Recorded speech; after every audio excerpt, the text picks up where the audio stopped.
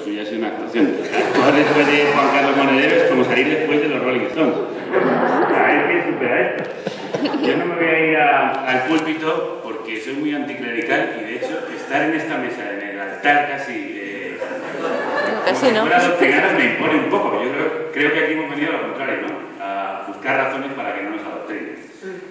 Creo que ellos han dado muchas, muy razonadas y muy valientes, hablando de ámbitos que creo que abarcan prácticamente nuestro país y nuestro mundo en el que vivimos. Han hablado de política internacional, de política de la calle, de política de la casa, hemos hablado de ecología.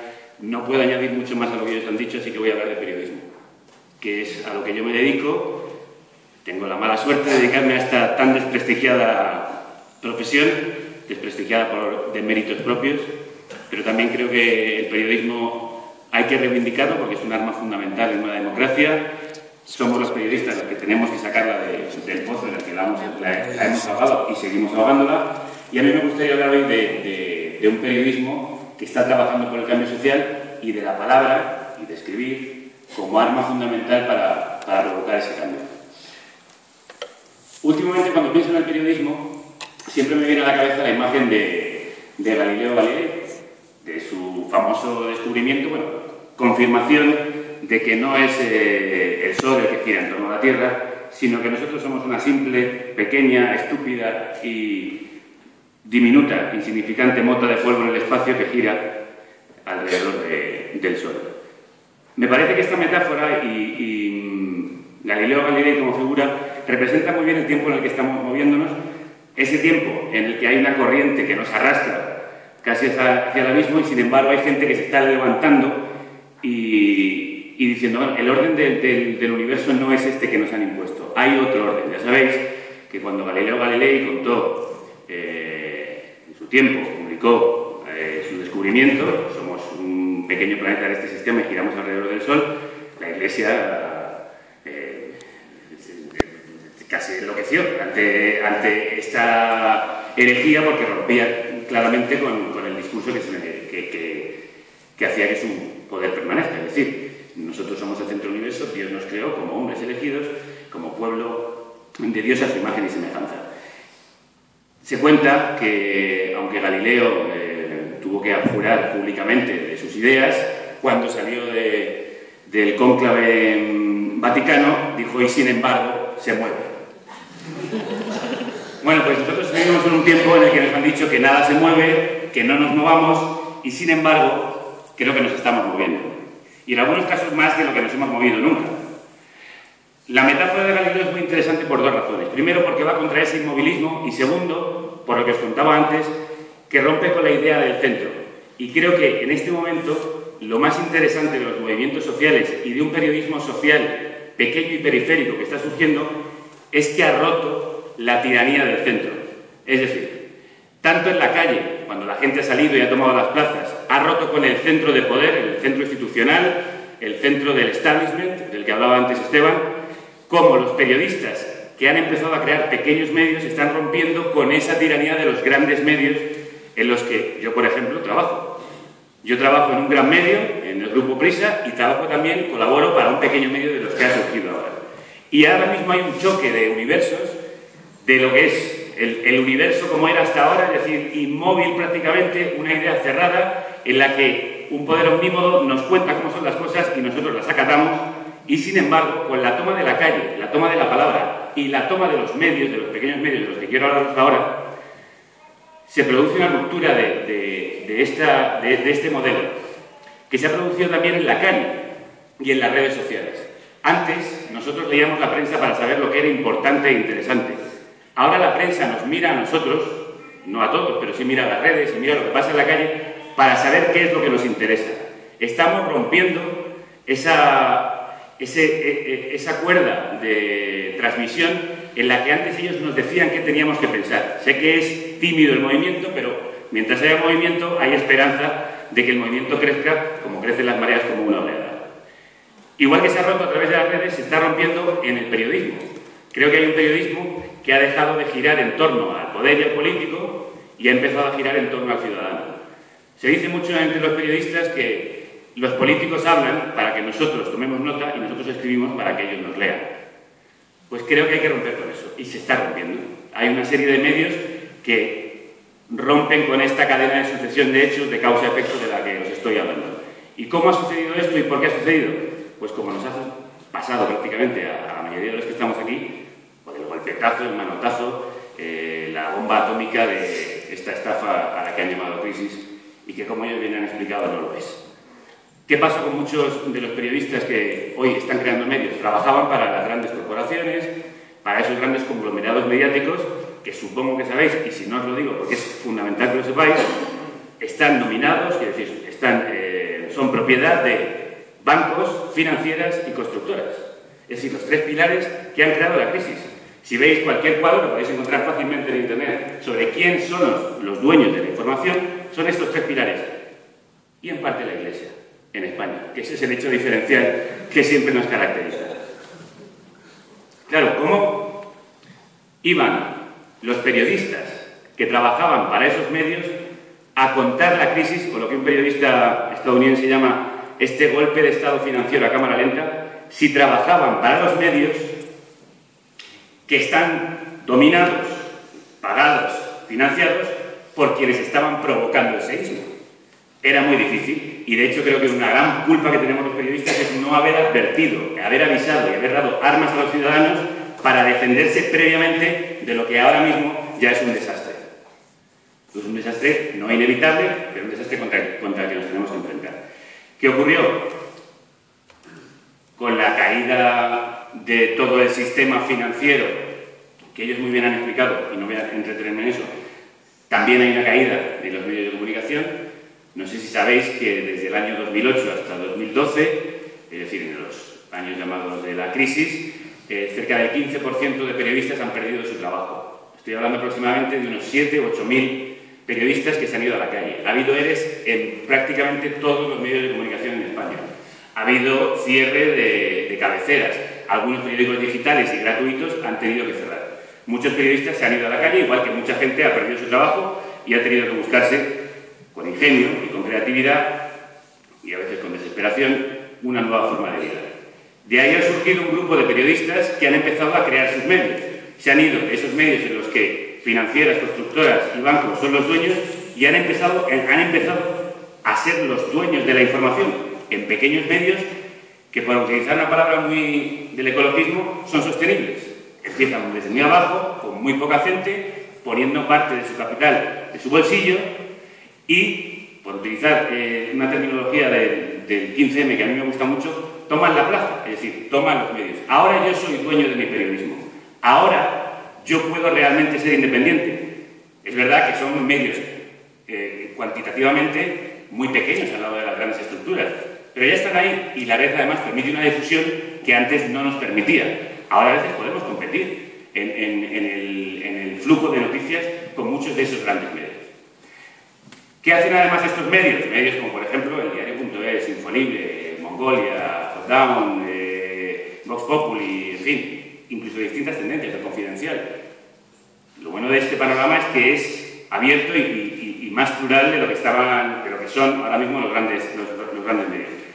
Pues ¿qué hacen estos medios? Que aparte de tomar el periodismo, se lo devuelven al ciudadano y le dicen, como dice el 15M, toma tú el periodismo. Hay algunas experiencias muy interesantes dentro de esos medios en las que los propios ciudadanos, lectores, oyentes, están interviniendo en el medio, financiando en parte, participando para que ese medio continúe. Hay un lema que a mí me gusta mucho del diario.es y es: los socios de nuestro periódico no pagan para leer, porque en realidad lo que pagan no les da ningún tipo de privilegios mínimos, sino pagan para que esa información se conozca. Es decir, hay que implicar al ciudadano en este periodismo, que es un servicio público, es decir, usted tiene que estar con nosotros para esta tarea. Es una corresponsabilidad, como hablaba antes Juan Carlos. Y a mí me parece muy interesante el implicarnos unos con otros. Es decir, eso me responsabiliza a mí como periodista, yo tengo que responder ante ti, no ante ese jefe, ese poder omnímodo financiero que antes me imponía una serie de restricciones. Pero también tengo restricciones y tengo una responsabilidad aún mayor que la que tenía, que es la de ser digno con mi trabajo y servir a quien realmente tiene que servir la información, que es al ciudadano y en este caso al lector. ¿Cómo se hace este compromiso por parte del periodismo? Por lo menos, ¿cómo lo entiendo yo? Tomando partido. Tomando partido porque es que me parece que ante una situación como la que estamos viviendo en este país es imposible permanecer indiferentes. Se ha citado ya aquí a Gramsci. Él tiene una frase que yo levanto en mi mano, ¿no? Odio al indiferente. No podemos ser impasibles ante un atropello, no podemos ser equidistantes entre víctimas y verdugos, no podemos permanecer parados ante lo que está siendo claramente una destrucción del Estado de Derecho, un atropello por parte de las élites de poder de la ciudadanía y una desmantelación de todo lo que se ha trabajado y luchado durante muchísimos años en esta democracia en España y en el resto de Europa. ¿Y cómo yo hago esa toma de partido? Una toma de partido que, por cierto, me gusta recordar el título, y además aprovecho para recomendaros el libro de Pascual Serrano, que se llama Contra la neutralidad. Los periodistas nunca podemos ser neutrales, y menos en un momento como este. Y en ese sentido me parece fundamental la recuperación de la palabra. Si hay una batalla que se está librando ahora mismo entre el poder y los medios de comunicación, es decir, entre el poder y la ciudadanía, es la palabra. Ellos utilizan la palabra para esconder, para ocultar, el eufemismo para vestir, para disfrazar. Y creo que es fundamental que ahora mismo los periodistas utilicemos la palabra para todo lo contrario, para desvestir, para señalar, para denunciar, para reivindicar, o como dice José Luis López Vigil, que es una de las grandes figuras de la comunicación comunitaria en Latinoamérica, informar para inconformar. Es decir, informar para que los que tienen menos tomen conciencia de su situación y para que los que tienen más se sientan incómodos. Voy a beber agua que se me seca.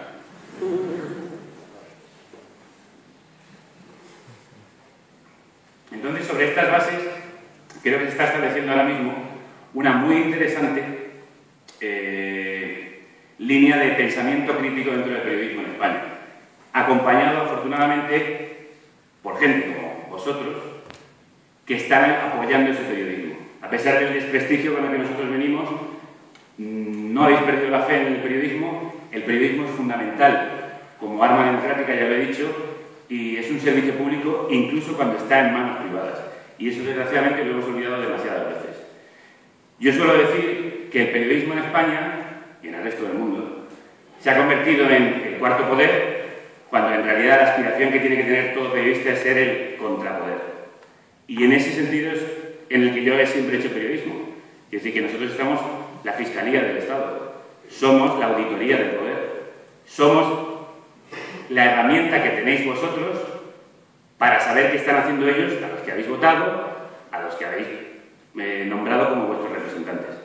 Y mientras no hagamos esa función, estaremos fracasando como periodistas. Yo intento hacerlo, creo que se están dando pasos y como aquí también tenemos que dar razones y motivos para la esperanza, creo que en el periodismo estamos avanzando gracias precisamente a ese empujón que nos dieron hacia atrás, que nos ha hecho volver con más fuerza. Como diría entonces Galileo Galilei, y sin embargo nos movemos. Y además me parece muy interesante que nos movemos como mareas, una palabra que, por hablar de palabras, ha tomado ahora las calles. Las mareas vienen y van, pero el mar siempre está. Es decir, aunque parezca que a veces no nos movemos, siempre estamos ahí. Y cuando el mar se retira, a veces vuelve con más fuerza. Puede hacerlo como un tsunami. Es verdad que siempre va a haber una roca, una costa que va a estar ahí.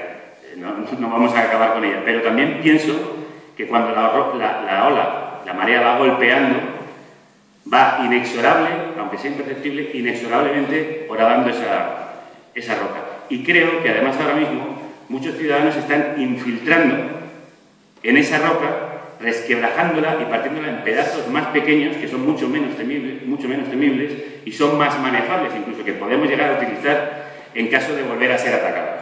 Y en ese sentido creo que el periodismo tiene que jugar una función importante para ayudar al ciudadano, para ser herramienta. Yo siempre digo cuando presentaba el libro que esto es un arma, y de hecho cuando lo suelo dedicar digo, esto es un arma, úsala y espero que te sirva. Como hablaba de palabras, me vais a permitir, como umbral, que hable un poco de mi libro, y quería terminar leyendo el el artículo que cierra el libro. No por darme aire, sino porque creo que resume bien de lo que os estoy hablando. Y bueno, yo trabajo en la radio y me dedico a leer, o sea que esto es lo mío. El epílogo se llama Estamos trabajando en ello. Frase preciosa, acuñada por José María Aznar. Pero precisamente quise llamarlo así el epílogo porque, como os he dicho, hay que reapropiarse de la palabra que nos han robado, igual que hay que reapropiarse de los medios que nos habían quitado. Y protagoniza este epílogo un tal Javier G., que dice, Javier G., un español cualquiera, de cualquier ciudad española, llegó un día a su casa y se dio cuenta de que se la habían cambiado por completo, hasta la cerradura. Tuvo que llamar al timbre y una columna de antidisturbios le condujo bajo fuerte vigilancia hacia el interior de su propio piso. Cuando quiso preguntar qué pasaba, un porrazo en el costado le quitó todas las ganas de abrir la boca, excepto para decir ¡ay! Ya dentro vio que le habían desbaratado el salón y el comedor hasta dejarlos irreconocibles. JG se giró hacia los policías y balbuceó. Lo llaman mi casa y no lo es. Cuando las fuerzas del desorden se hubieron marchado, calculó sus posibilidades. O me cambio de casa o cambio la casa. No es cuestión de redecorar mi vida, pues esto no es un anuncio de IKEA. Pensó, esto es mucho más serio. Y por primera vez en su vida se dio cuenta de que no vivía en un anuncio y de que se había acomodado en aquella casa de alquiler sin poner en cuestión que los muebles estaban obsoletos y hacían asfixiante aquel espacio.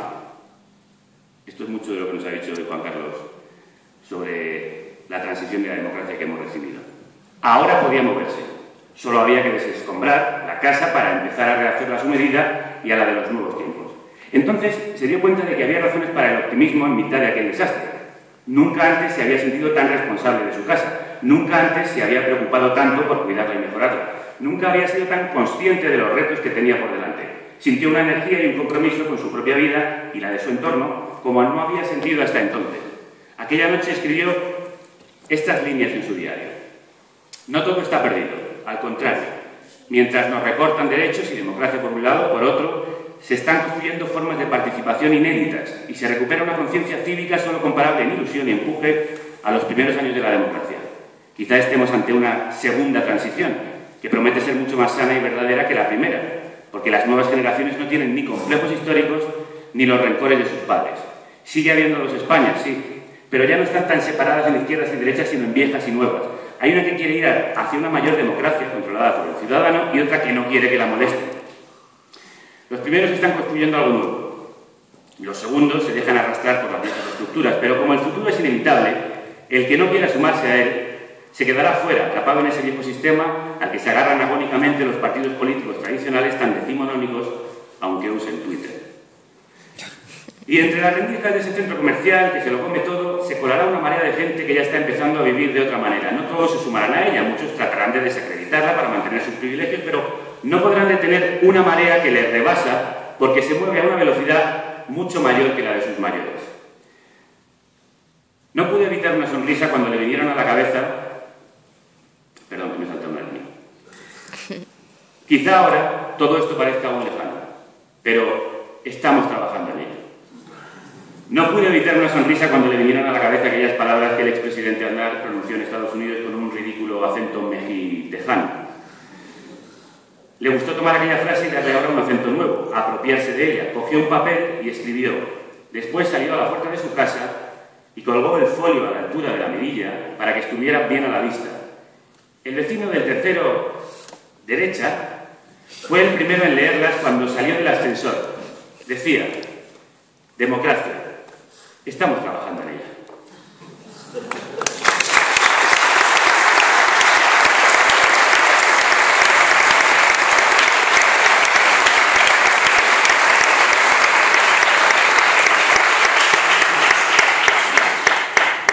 Bueno, pues muchas gracias.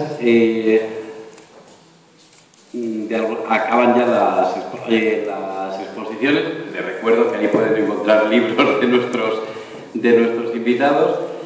Y no sé, ¿tenemos hasta qué hora? ¿Alguien de los organizadores?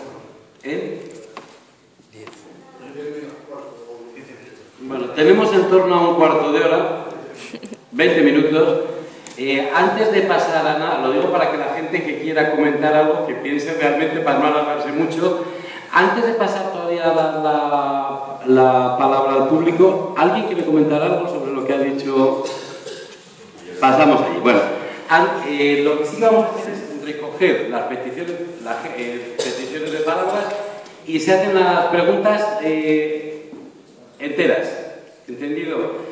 Y luego ellos contestan, lo digo por ahorrar tiempo, porque si es una pregunta uno, la respuesta, es decir, recogemos primero todas las observaciones y luego ellos contestan.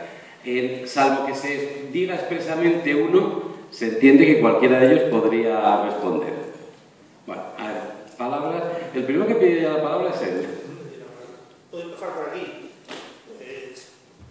Sobre, una vez hablando con, tú hablas mucho de Venezuela, hablando con unas turistas de allí de Venezuela, creo que entendí un poco, en plan humorístico, que por qué no los Estados Unidos no han invadido Venezuela. Y es que hablé sobre ellas, sobre los préstamos, y me dijeron, mira, allí en Venezuela todo es igual, todo a préstamos. Y allí se están cebando a base de préstamos, como aquí en España, para llevarlo al matadero. A Esteban.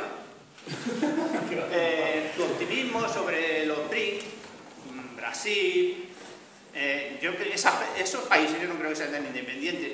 Todos los movimientos, el crecimiento económico, todo el que hay en Brasil está hecho por los holdings, que es propiedad de las inversiones financieras que son propiedades de la reina de Inglaterra, y me temo en los países del Oriente es igual, son inversiones que están hechos por el gran capitalismo. Yo no creo que esos BRIC puedan tener ese poder. Puedo opinar más sobre el tema del petróleo, ahí sí que ellos pueden tener un punto débil. Allá.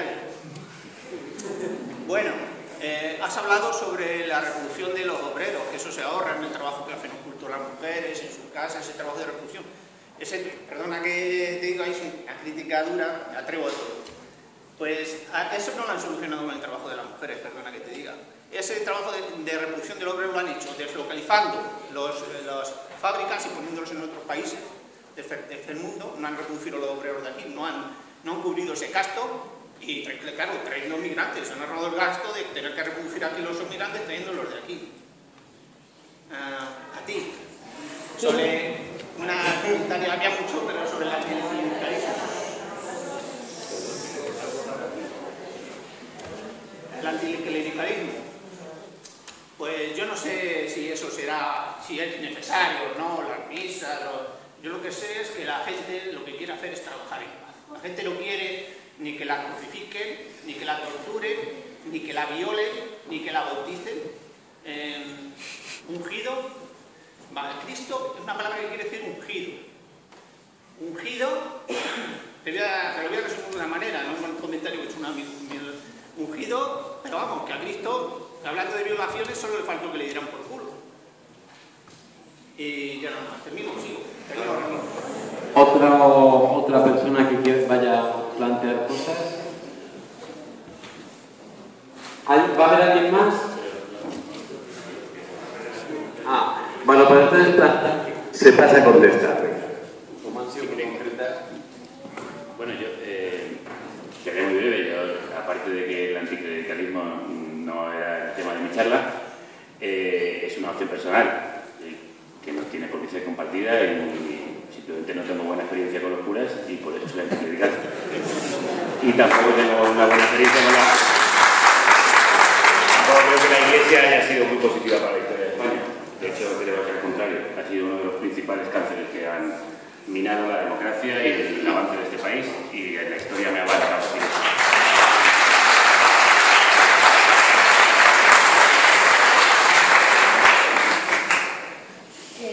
Naturalmente que la deslocalización traslada mano de obra a otros lugares, pero da la casualidad de que a los obreros que trabajan en otros lugares también los paren mujeres. Y también son, quiero decir, que no brotan como champiñones en ningún lado, ¿no? Y son también personas que son paridas, cuidadas por mujeres de otros lugares, ¿no? O sea, quiero señalar un poco, cuando hablo de esta crisis de reproducción social, a los viejos de este país, a las personas mayores de este país, hoy día les cuidan fundamentalmente mujeres incluso que vienen también deslocalizadas de otros países.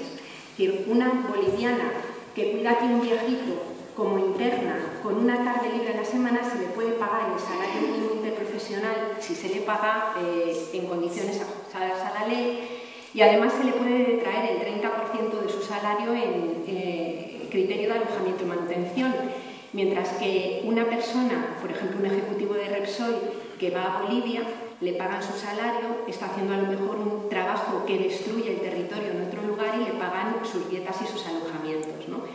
Quiero decir con esto que es que el trabajo de reproducción cotidiana de los cuerpos, y esto no quita que exista obviamente la explotación en otros ámbitos, pero como ha sido tan visibilizada y tan trabajada, quiero llamar la atención sobre esta otra, es un trabajo subvalorado. Es decir, el trabajo de cuidados es el trabajo peor pagado cuando se paga, más minusvalorado, y se dice que cuando alguien tiene que hacer algo que se vaya a fregar.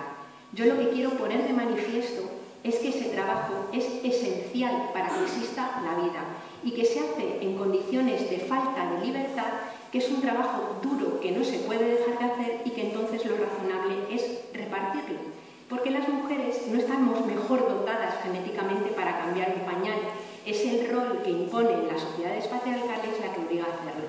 Es decir, que deslocalizados aquí o en cualquier lugar, en todo el mundo las mujeres cotidianamente sostienen este trabajo que los hombres en el mundo patriarcal no quieren hacer, aunque luego haya naturalmente cambios importantes y haya sectores de la población que los vayan asumiendo.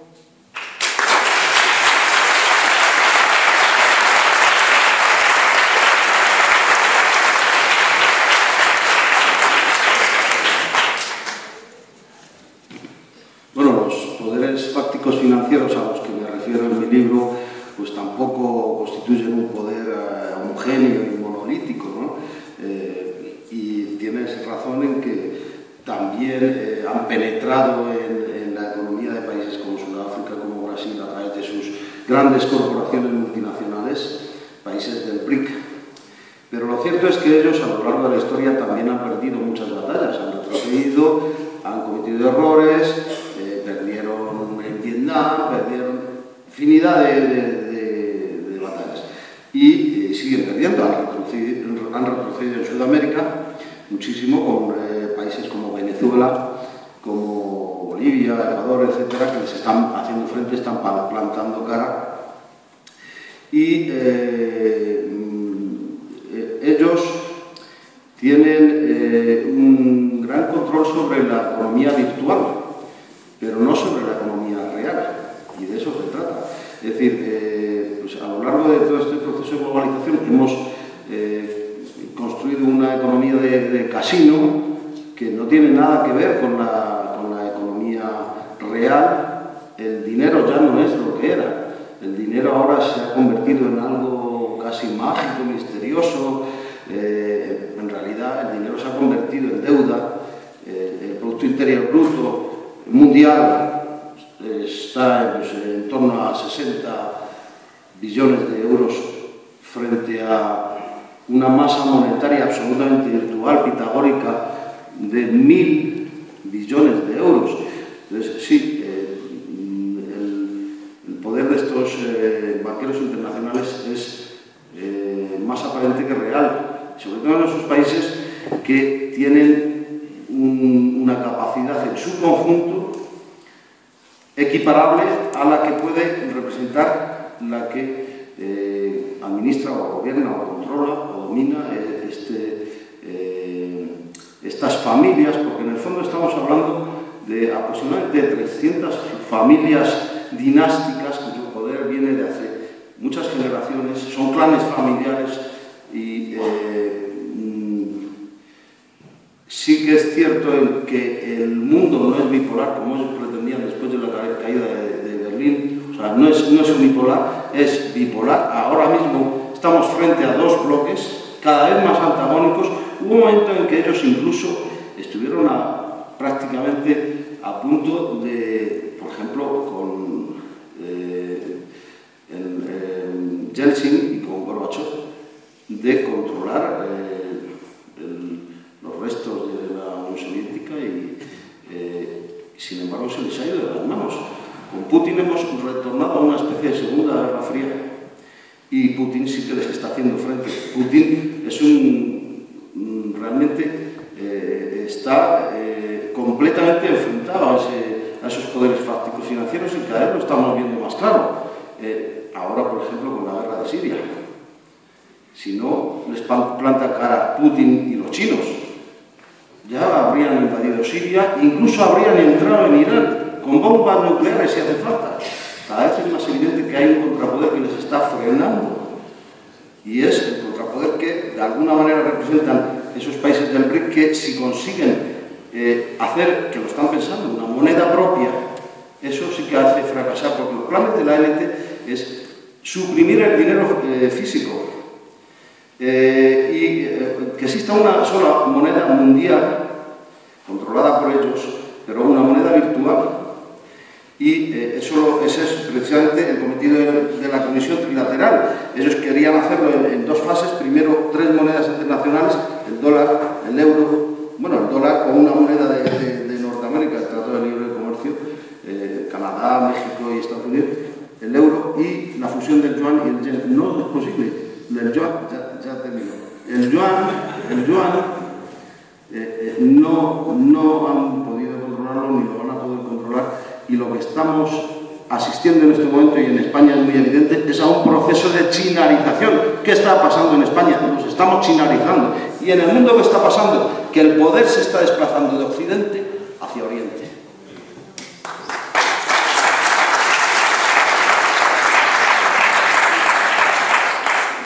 Estoy muy de acuerdo con dos afirmaciones que ha hecho Javier. Creo que la institución eclesiástica ha hecho mucho daño. Esta mañana en clase, que empezaba las clases, le contaba a mis alumnos que me gusta mucho cuando Moisés bajó del Sinaí con las tablas diciendo Dios me da estas tablas y tenéis que cumplirlas. Uno le dijo, oye tío, si es tu letra, ¿no? Entonces me gusta porque estás contando, ¿no? En cambio, la figura del Cristo creo que es muy resucitable, y a Cristo lo violaron de todas las maneras, y la que usted ha planteado no necesariamente era la peor, ¿no? Forma parte también de nuestra cultura. Parece que eso es algo terrible, es terrible si te violan, ¿no? Lo segundo que has dicho es cómo las nuevas generaciones no tienen los pesos de la historia que tuvieron en la transición nuestros mayores, y a algunos nos gusta hablar que en vez de una segunda transición quizás sea tiempo de una primera ruptura, ¿no? En la que no tuvimos. Y lo último, cuando quieran venimos a hablar de Venezuela y de Chávez. Solamente les digo una cosa. Estuve hace poco y había una discusión unas señoras del pueblo y una le dice, pero chica, es que hablas como Chávez. Y le dice ella, no, es que Chávez hablaba como nosotros.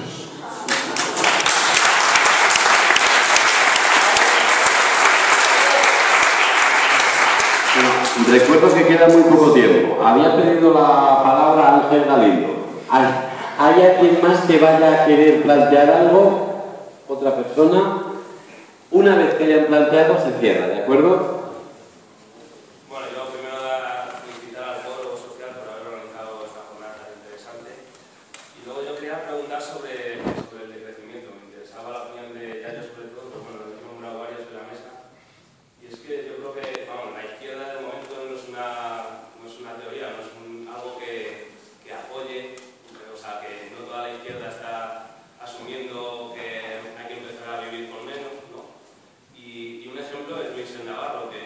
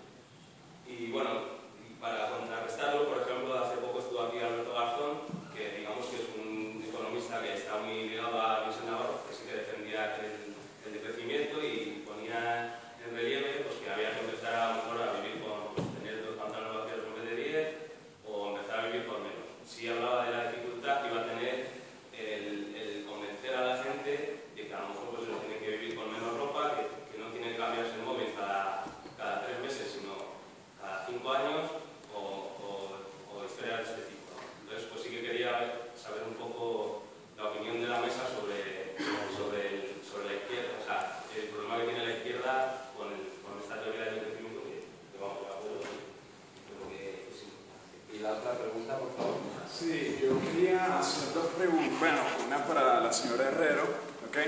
Quería inicialmente saber, visto desde una ecofeminista, ¿de acuerdo? ¿Cuáles serían los medios de participación, ¿ok? A nivel de, más allá de la elección, que pudieran ustedes promover, ¿ok? Ese es lo primero. Y segundo, me dirijo a señor Monedero, ¿no? Ya sabe por dónde voy. Porque cuando estamos hablando del alfabetismo, usted dice, nada, que el alfabetismo en Venezuela, etcétera, yo creo que ya por el acento captas de dónde soy, ¿no? Entonces, te quiero simplemente, y hacerlo aquí frente al público, ¿ok? Que tengamos en cuenta a qué tipo de definición de educación estamos hablando. Cuando hablamos de una educación que es cuantitativa, es decir, que le llega a mucha gente, ciertamente tienes razón, Monedero, la educación del alfabetismo se ha promovido, pero a nivel cualitativo somos uno de los peores que está en el ranking de Latinoamérica. Te digo algo, a nivel de enseñanza de la historia, ¿ok? Dos tercios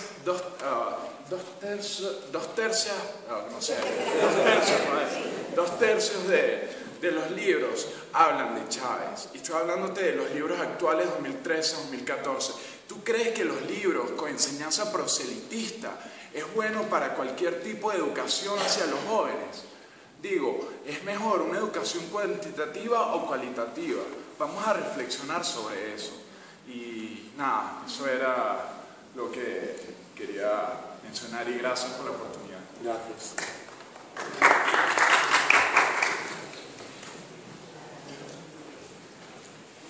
A ver, con el tema del decrecimiento, yo creo que es que a veces nos hacemos un lío muy grande, conceptual, y entonces no se entiende bien, ¿no? Desde el punto de vista del ecologismo social, nos importa un carajo que suba o que baje el PIB. Es decir, lo que estamos un poco planteando es que existen otro tipo de indicadores que complementan los indicadores monetarios, que no es que haya que prescindir totalmente de ellos, pero es también muy importante saber, por ejemplo, cuánta tierra fértil queda. Es importante saber cuánto petróleo, cuánto combustible, cuánta energía fósil todavía relativamente barata queda. Saber qué capacidad tenemos de abastecer energéticamente con las renovables. Todo ese conocimiento, que es una cosa que si uno se para a pensar es de cajón, no forma parte del marco analítico de la economía convencional. Entonces, lo que se plantea desde el prisma, desde el punto de vista del decrecimiento, es que no nos preocupemos tanto de si suben o bajan indicadores exclusivamente monetarios. ¿Dónde entonces está lo importante, no? Lo primero es un dato, que es una cosa que a una buena parte de la izquierda le sigue resultando absolutamente refractaria porque no se ha puesto a mirar un poco qué es el planeta finito que tenemos. Y el dato es que hoy nuestro modelo económico está construido sobre la extracción de una serie de recursos que son finitos y que, por tanto, estando muchos de ellos parcialmente agotados, es absolutamente inevitable pensar en que la humanidad globalmente va a tener que vivir con menos materiales y menos energía. En el caso del petróleo viene siendo así ya desde hace varios años. Cada año se extrae un 6% menos según la Agencia Internacional de Energía, que no es nada sospechosa de ecologista radical, con respecto al año anterior, desde el año 2006. ¿Qué significa esto? Cada alimento que llega a nuestra mesa, como media, ha recorrido 5.600 kilómetros por el planeta. Hoy. ¿Qué sucede ante el declive de la energía fósil barata en un mundo que puede decirse que come petróleo? Imaginad una ciudad como Madrid. En Madrid no se produce nada que sirva para estar vivo. Nada. ¿De dónde viene la energía? ¿De dónde viene el agua? ¿De dónde viene el alimento? ¿A dónde van todos los residuos que se generan? Es decir, eso va a ser absolutamente inevitable. La humanidad va a tener que vivir con las energías limpias y renovables de aquí a poco tiempo, sí o sí, le guste o no. Y desde el punto de vista de izquierdas, es absurdo, en mi opinión, hacer propuestas de corte neo-keynesiano que están basadas en unos recursos que ya no existen. es lo más antimaterialista y lo más antimarxista que existe. Vamos, por no decir que es una chorrada. Es que no es posible, ¿no? Entonces, el asunto central es que como vamos a tener que vivir con menos material y menos energía, pongamos el foco en dos cosas. Primero, en poder reconvertir los modelos, porque puede llegar un momento, o sea, para fabricar molinos, para fabricar placas, hacen falta los materiales y la energía que tenemos hoy. Puede llegar un momento en el que ni siquiera sea posible físicamente reconvertir el modelo. Entonces, es acelerar esos cambios que son posibles si hay propuestas construidas. Y la segunda es la radical distribución de la riqueza. Hoy día, hablar de ecologismo sin hablar de reparto radical de la riqueza es hablar de fascismo directamente. Entonces, el asunto del reparto de la riqueza por los criterios políticos que ya conocemos y que han sido explorados por la izquierda a lo largo del tiempo es un asunto central, y el otro es abrir un debate que hoy es un tabú, que es el debate sobre la propiedad. Hay que cuestionar la propiedad ligada a la acumulación. Es decir, a veces desde el decrecimiento se habla de autosimplicidad voluntaria y a mí me parece que está muy bien, pero hay gente que voluntariamente no quiere ser simple y a esos hay que quitárselo. Entonces, a mí me parece que abrir ese debate sobre el modelo de propiedad y cómo vamos a expropiar aquello que le sobra a quien sobreconsume por encima de las posibilidades de todos nosotros, eso es un asunto central, ¿no? Con respecto al tema de los medios de participación, te cuento luego, porque si no me voy a comer lo de todo. Y comentar también que libros proselitistas, o sea, nosotros hicimos hace unos años, es un libro también que sacamos, un texto que se llama El currículum antiecológico de los libros de texto, y vamos, para libros proselitistas los que tenemos aquí, que si les mete a las criaturas desde que nacen una inyección de capitalismo en vena es verdadera drogadura.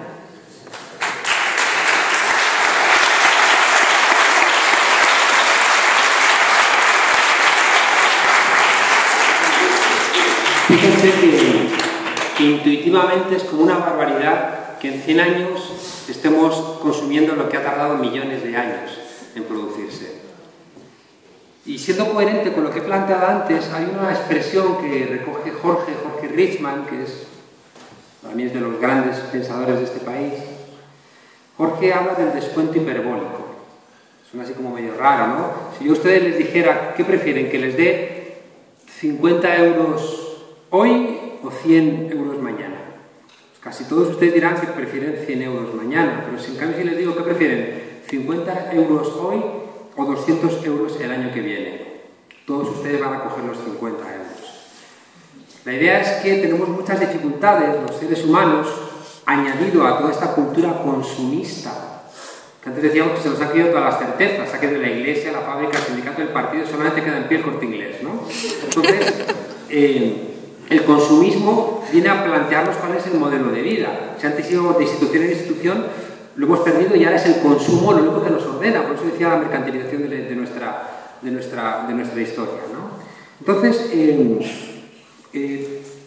yo creo que es muy importante entender en esto del descuento hiperbólico que tenemos dificultades profundas para dejar de consumir hoy para satisfacer necesidades de dentro de 20 años, 30 años.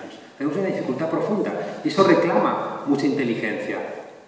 O sea, ¿qué político tendría resultados en una campaña electoral diciendo hay que decrecer? Ya están los aguafiestas de la izquierda, ¿no? Es decir, sería difícil porque tenemos ese descuento hiperbólico. Pero fíjense ustedes, insisto, que es que no es sensato. Hay que hacer un esfuerzo muy de comprensión, de entender que lo que acaba de pasar en Ecuador es un desastre para nosotros. Es como si se hubiera quemado toda Galicia, lo que está pasando ahora mismo en Ecuador. Que es que no iban a sacar petróleo porque iban a pagar los países ricos para no sacar ese petróleo de la Amazonía, y como no vamos a pagar, van a sacar el petróleo para pagar su desarrollo en cosas necesarias que tienen para sobrevivir, porque tienen niveles de pobreza muy altos en Ecuador. Entonces, más allá de que no estemos de acuerdo en que esa sea la medida, es muy difícil desde Europa decirles deja el petróleo, no te cargues la Amazonía. Y usted, si yo voy a ser el guardián de la Amazonía, ¿por qué no me paga por ser el portero de la Amazonía? Pero no pagamos, porque no vemos eso, ¿no? La ecología es algo que todos estamos de acuerdo, pero que lo hagan los demás. y por tanto es un disparate, ¿no? Y por eso, fijaos que si hay una asociación a la que yo respeto en este país es a Ecologistas en Acción, porque es que sois los que nos habéis ayudado a entender este tipo de cuestiones y estáis ahí concienciándonos, ¿no?, en algo que nos cuesta tanto trabajo entender. Y lo último, todo el mundo tiene una opinión sobre Venezuela y por tanto en un tuit no vamos a solventar, ¿no? Lo que sí quiero decir es que Venezuela era un país que lo conocíamos por las mises, por las telenovelas y por una gente que se había quedado en la renta de petróleos de Venezuela que decía: está barato, dame dos, ¿no? Y hoy a Venezuela la conocemos porque está intentando, con muchos problemas, construir el socialismo del siglo XXI. Los conocemos porque ha enseñado al continente latinoamericano a hablar de tú a tú, al imperio. Lo conocemos porque han sido capaces de generar una cohesión latinoamericana que ya la quisiera yo para la Unión Europea. Y sobre todo han conseguido Venezuela, y después lo ha generado al resto de los países, que ese pueblo tenga esperanza, mientras que en Europa lo que tenemos es miedo. Y por eso en América Latina, gracias a Venezuela, están mucho más alegres que nosotros, que estamos profundamente tristes.